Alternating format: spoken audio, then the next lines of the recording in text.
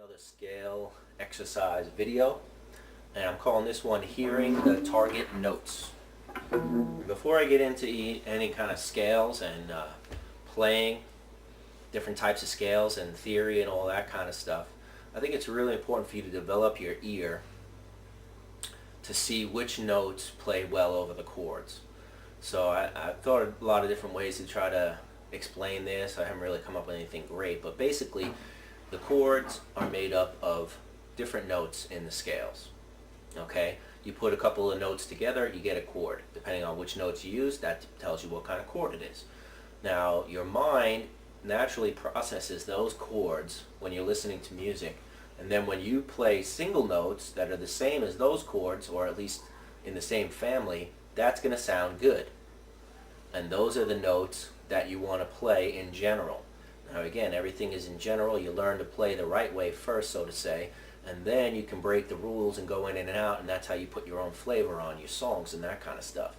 Now, which notes those are and all that, I'll cover that in something else in a video about theory.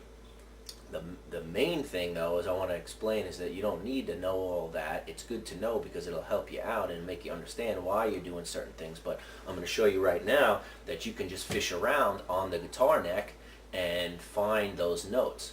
Now, on a regular major scale or any kind of diatonic scale, you have 7 notes, and they're going to be numbered 1, 2, 3, 4, 5, 6, 7. Certain of those notes are going to be stronger, or they're going to sound better than other notes. So I'm going to demonstrate which notes are those on the fretboard. We're going to be in E minor, so I'm just going to use the E, bottom E string, keep it nice and simple, run up and down, and then you're going to see which ones are the stronger notes, which ones sound stronger to start and to end phrases on. That's kind of what you want to do. Some of them are going to help lead notes into other ones, and the other ones are going to be good to end or to resolve to.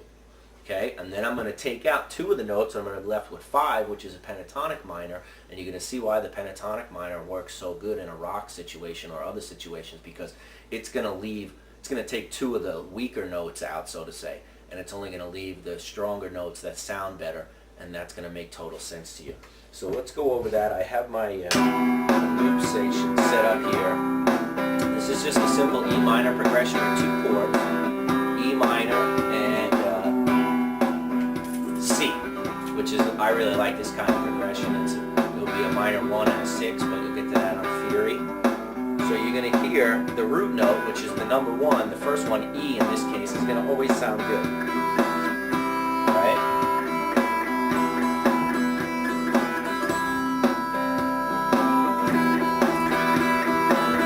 You can almost just wail on that.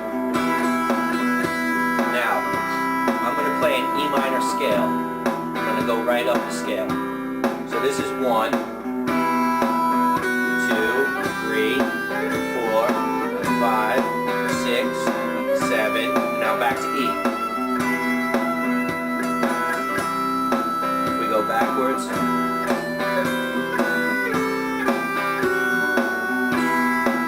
now you can hear when the progression begins again and it comes back around, that E always is going to sound really good at the beginning. Okay? The chords are made up of the 1, the 3, and the 5, so let's check those notes out. Here's 3. It's pretty strong.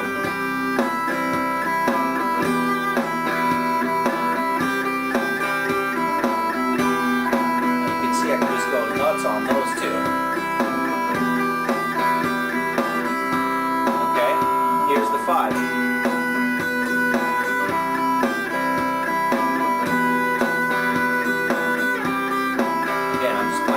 Nonsense, but 1, 3, 5. I'd say the 5 is the next strongest after the 1. 1, the 5, and then the 3. You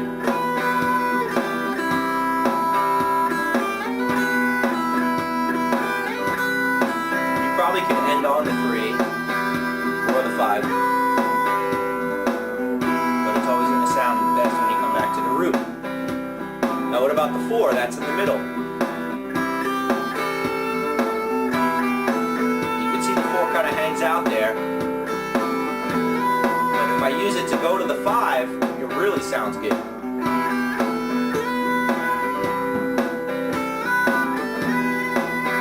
almost like the word and when you're talking. And what? If I stay on the 4, it's like, huh? What?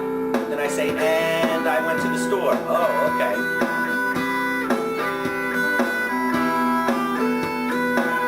Now the 2, I think, works the same, but kind of in reverse. It wants to go back to the 1. Here's the 2. See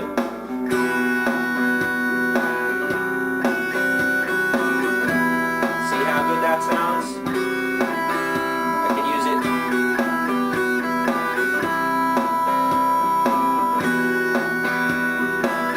Same thing for the 7. Here's the 5. 7, back to the 1.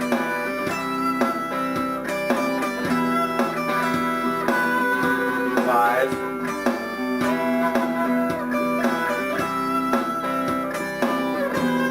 Here's the 6. 6 sounds pretty good going to the 5. Or to the 7. Or to the 1. But you don't want to stop on the 6. Like what? Oh, okay, that's what you're talking about.